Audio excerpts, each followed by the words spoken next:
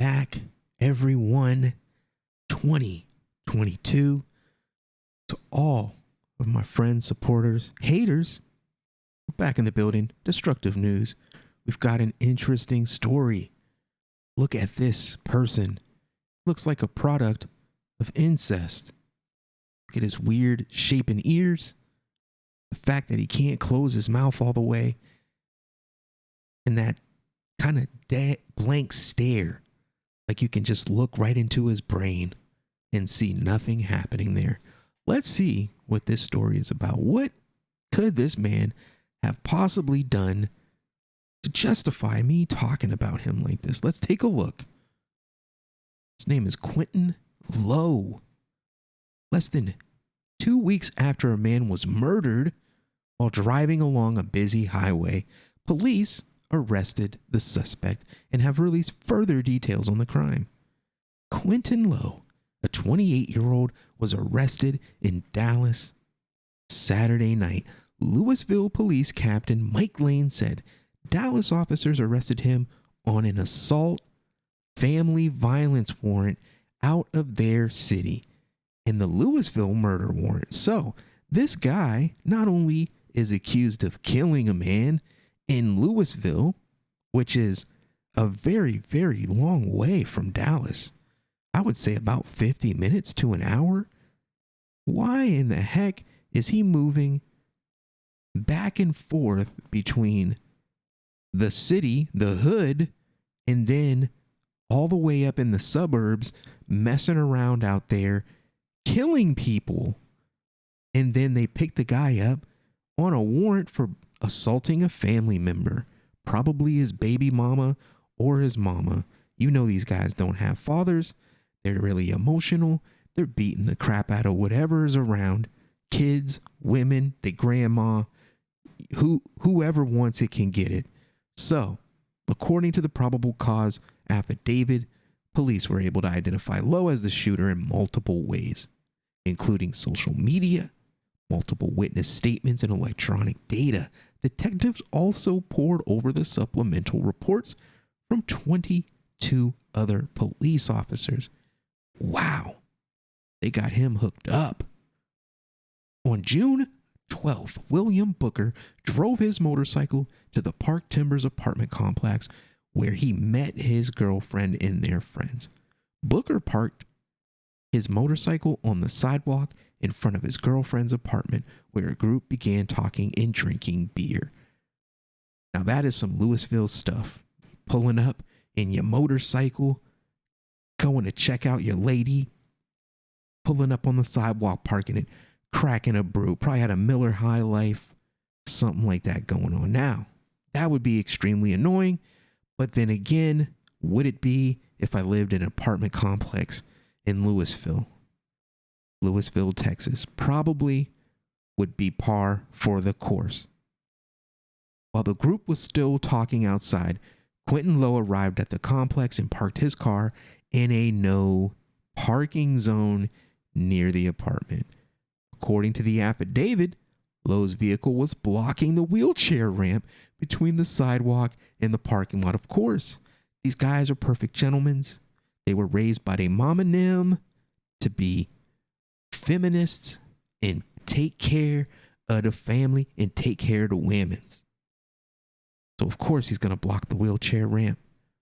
Lowe then walked past Booker and his friends upstairs to another apartment while he left his car running. A few minutes later, Booker tried to leave the complex on his bike, but couldn't because Lowe's vehicle was blocking him. Booker's girlfriend went upstairs to the neighbor's apartment to see if Lowe would move his car. According to the affidavit, Booker's girlfriend and friends was one of the residents of the upstairs apartment. Okay. When the girlfriends asked her friend if Lowe would move his car, Lowe said he would be right out to move it, according to the affidavit. So hold on, let's back up. This looks okay. Booker is the guy with the motorcycle. He tried to leave. Lowe parked in the blocked the wheelchair ramp. He probably drove up the wheelchair ramp on the bike and parked it on the sidewalk.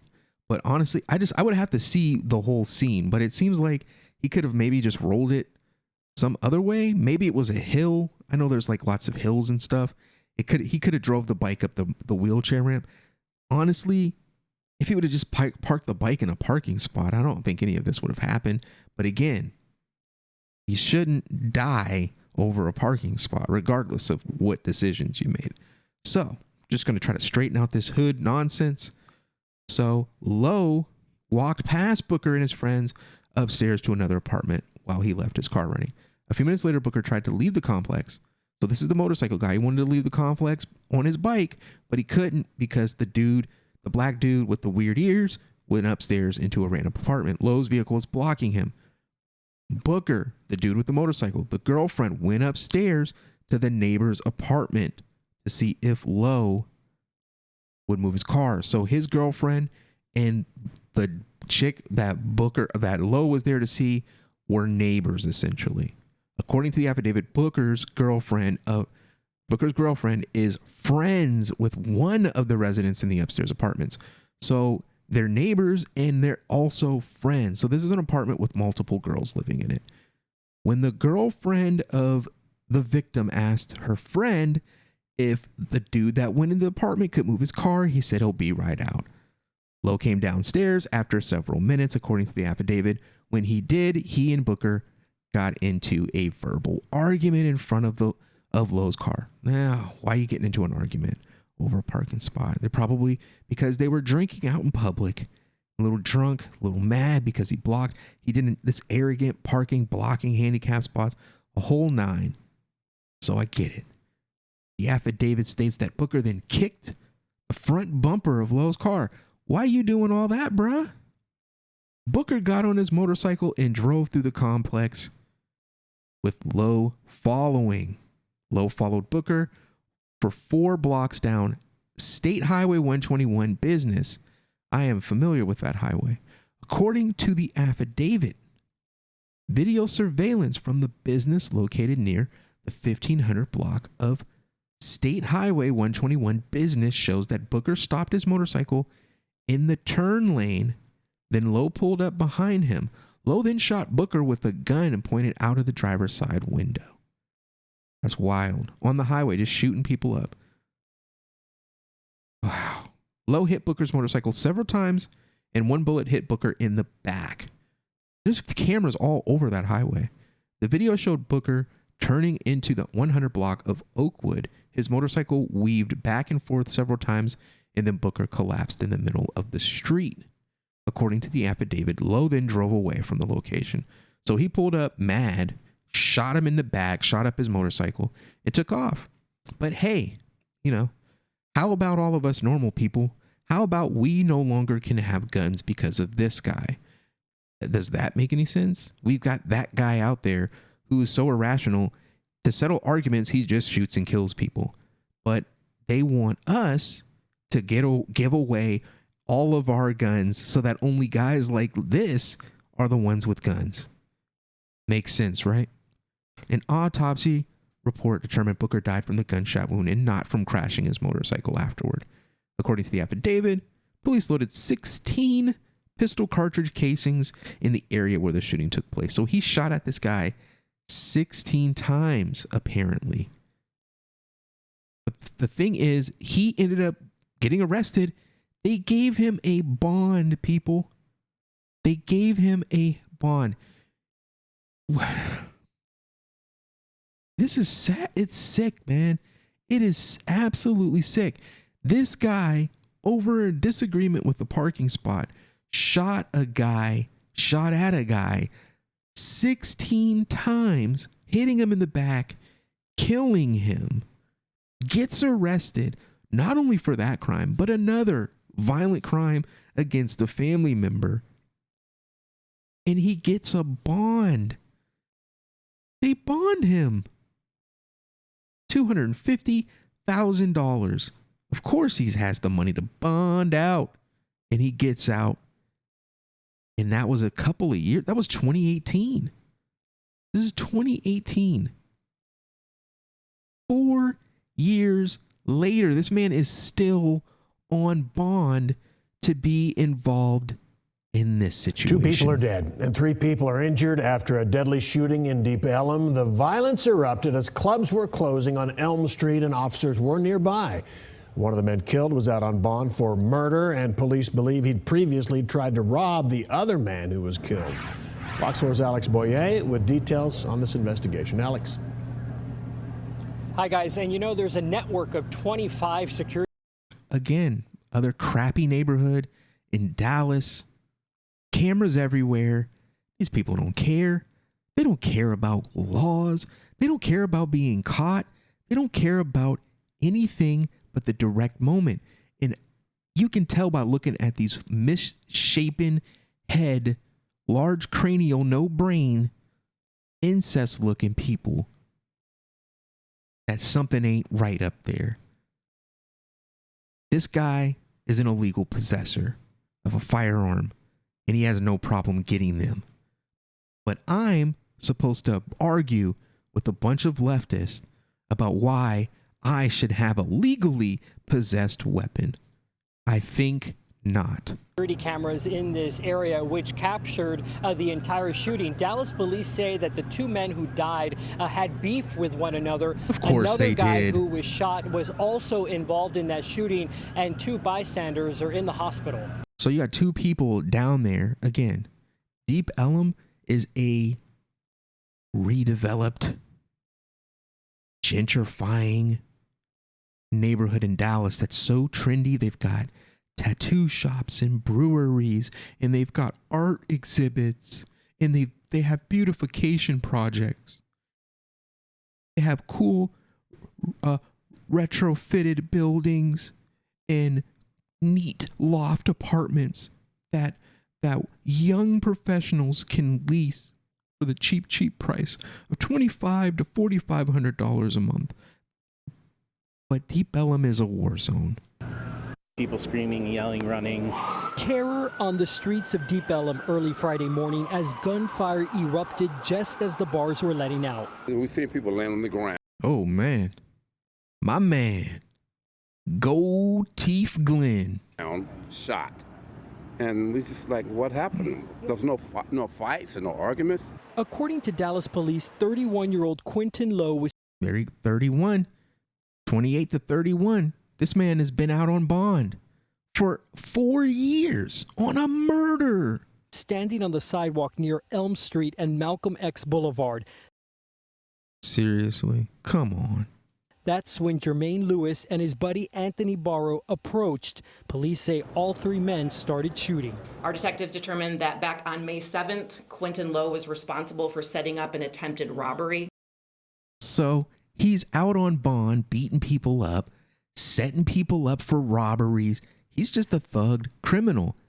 He's got a history of violence, criminal activity, unlawful possession of firearms, and you know what all of the millions and hundreds of millions and possibly billions of dollars that are taken away from taxpayers in the region and given to the irresponsible police department. They can't keep the freaking guy contained. But what they can do is they can harass people that are just going to work every day. Of Jermaine Lewis. So while he was in Jeep Ellum, Lewis recognized Lowe, and that is when the shooting started. Lowe and Lewis died from their injuries. Barrow was shot but survived. Investigators say two other men who were bystanders were also hit by gunfire. They were taken to the hospital and are expected to be okay. And I took cover. That's I got good. up under the truck, to make sure that I didn't get hit. Dallas It's police good that they say didn't get Lowe hit. was They seem to be some business people down there operating a food truck. And unfortunately, people in the community get down there doing dirty deeds, setting people up, and you end up running into your ops when you're down in Deep Ellum partying, getting ready to celebrate the weekend of being free on a murder for the fourth year in a row. out on bond for a murder charge. He was released in April of 2021 on a $250,000 bond Of course for he murder was. in Denton County. This Yeah. is Lowe. I mean, even look at the PR person's face. It's just kind of like, really? They let him out on murder?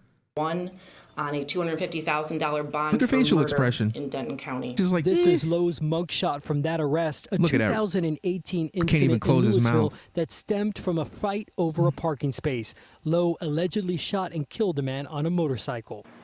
Back in Deep Ellum, allegedly. I don't know what I think of Deep Ellum right now. You don't know what you think of Deep Ellum? Boy, it is a war zone, and it is not for you.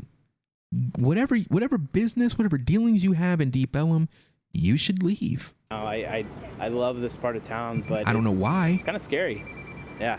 folks are shaken It's so up. funny. The deadly encounter happened almost the day died. after the Deep Ellum Foundation unveiled its security plan, complete with 25 cameras. Place so bad you have 25 network cameras downtown. In response to repeated late-night disturbances, the police chief Not says disturbances. preventing Let's keep it real. It's not a disturbance. A disturbance is a cat meowing really loud or an abusive couple screaming and yelling in their apartment. This place is home to mass shootings, rapes, you name it. It's not disturbances. It's violent crimes, murders, homicides. gun violence like this is a huge challenge. If you look at the brazenness. Here we go with that term again. We've been talking about the police's response to this stuff. Oh, it's a brazen act. Brazen. I can't believe how brazen they are. They've done nothing but prove their entire life that their goal in life is nothing but death, destruction, and violence. And you steadily get on the television screen, look at the same thing, the same people committing the same crimes over and over again. They release them on bonds and then have the nerve to get on a television screen, look us in the face and say, oh, it's so brazen. Of what occurred in Deep Ellum. We had officers right there. You're an idiot, sir. And in fact, some of those officers were the first to render CPR to the injured. For what? Despite the quick resolution, some witnesses' sense of security has been shattered. Wifey doesn't want to really do it anymore because she's like, it's just too much violence, you know. It's like, I don't think it's worth my life. You don't think it's worth your life. Okay. And we're told that Anthony Barrow could face criminal charges once he's released from the hospital. It's worth noting that Lowe was set to go to trial for his murder case in August. Anyone, of course, with any videos that might be pertinent to this investigation are asked to give it to the Dallas Police Department. No additional information has been released about the condition of those bystanders. Did you know that you can make... That's crazy. Absolutely crazy. But hey, we'll take you out with this video. I don't know. I'll probably get maybe a strike, a copyright strike. I don't know. But we just want to use the time that I have left with you guys to dedicate this video to Quintin Lowe, an American hero. Get the George Floyd Award. Quintin Lowe, everybody. This ain't no ordinary words. This ain't no ordinary song. Yeah. Quintin Lowe, baby. Woo!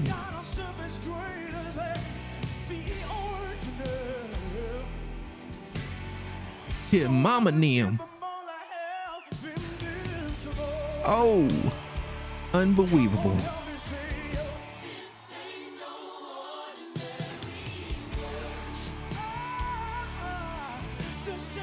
Sing it. Where your daddy at?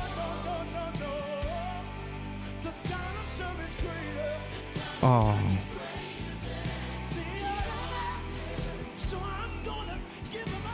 That's probably one of the girls he was beating. Where your daddy at, Quintin? No dads. Just a bunch of bitches. Glue head central. Look the blunt in his ear. Blunt it up. Did he have his own name tattooed on his arm?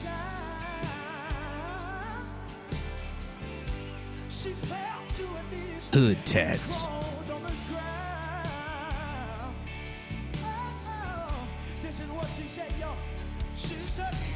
Boy ain't got one picture with his mouth closed. Close your mouth all the way. He was just finna go to college.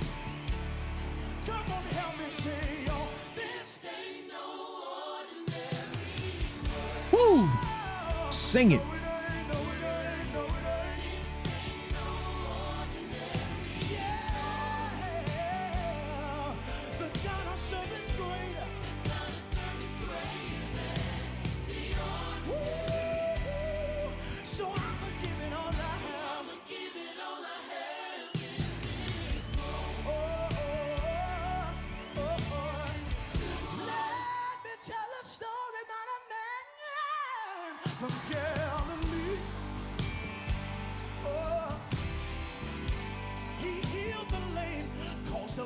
Oh my gosh. I came with this. Look at this nonsense, man. Come on.